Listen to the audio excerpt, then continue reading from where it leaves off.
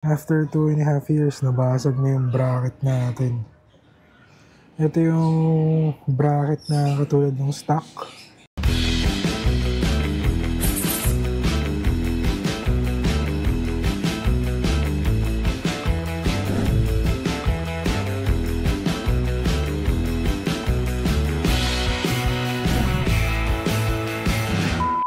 After 2.5 years, nabasag na yung bracket natin.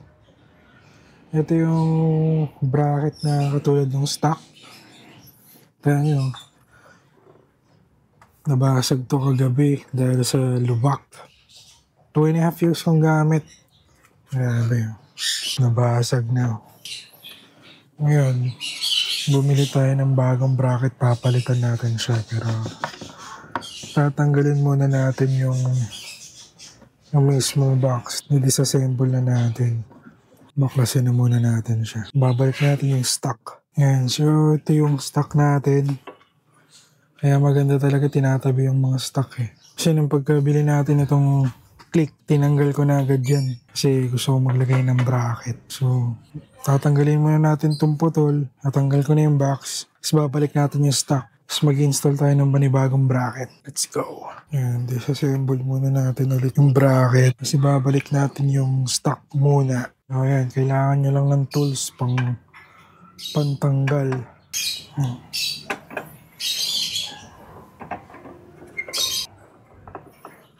Yan, maluwag na. Ngayon, natanggalan natin. Ito, yung pinaka-bracket niya, nabasag na. Yung sa unahan. So, babalik natin yung stock. Tabi muna natin to. Ito yung stock natin. Ito stock. Siyempre, finish na natin tong alikabok dito. Ngayon, nabalik na natin. Pero, tip ko lang kung magbabalik kayo or mag-install kayo ng panibagong bracket, dahan-dahan lang. Una, kamay muna. Ayan. Kamay nyo muna. Ito rin, kamay nyo lang muna. Tapos kapag di na maikot, gamitin nyo na ng tools. Gamitin nyo ng tools. Yan. Ayan, so ito na yung napagputulan. Putol. Natanggal na rin natin yung bracket. Tapos tabi muna natin. Ayan, so nabalik na natin. Hintayin lang natin yung bagong bracket. Back to stock na ulit. Nakakamiss pala may top box eh. Magde-deliver tayo ngayon ng sticker. Pero ayun, tinanggal ko muna yung bracket ng top box kasi naputol. Awit talaga. Kaya ngayon, back to stock handlebar muna tayo.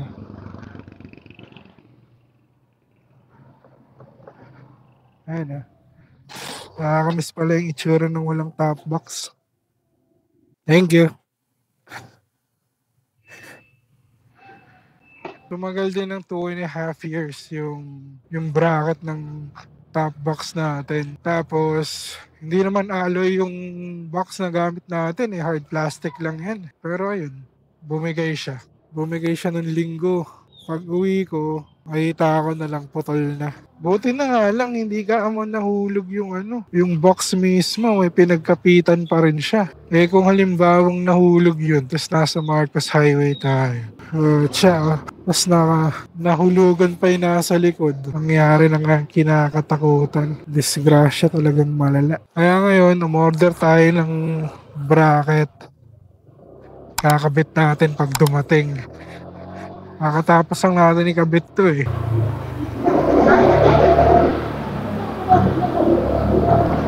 Pero ramdam na ramdam pala yung top box. Ngayong wala yung top box. Mas magaan yung takbo.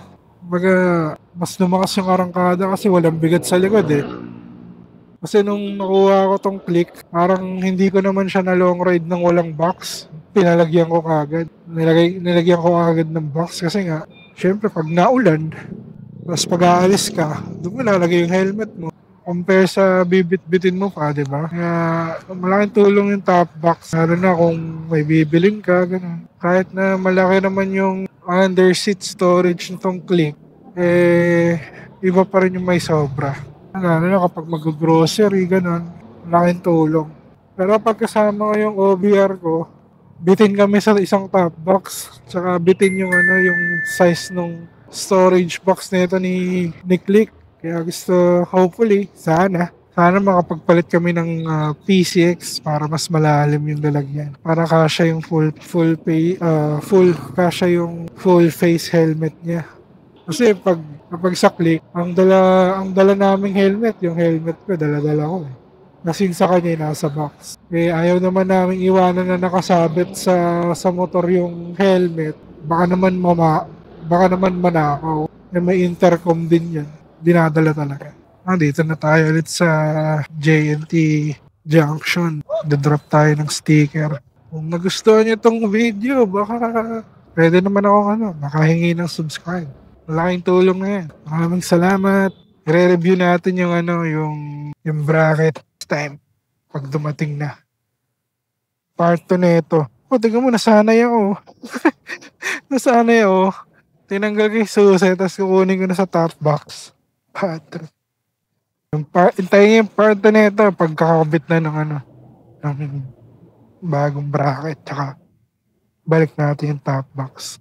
Ang tignan lang tuloy ng scooter ko. Susunod na video na ito, meron na tayong top box part 2. Pero sabi nila nung nabili ko yung bracket na naputol, yung katulad yung mukhang handlebar. Sabi nila madali talagang maputol yun eh. Pero tumagal naman sa akin. 2 kalahating taon simula nung nakuha ko yung motor. Not bad na rin, di ba? Eh syempre, yung mga bakal or alloy ata yun eh. Lumalambot yun sa ulan sa init eh. Naluluto sila, di ba?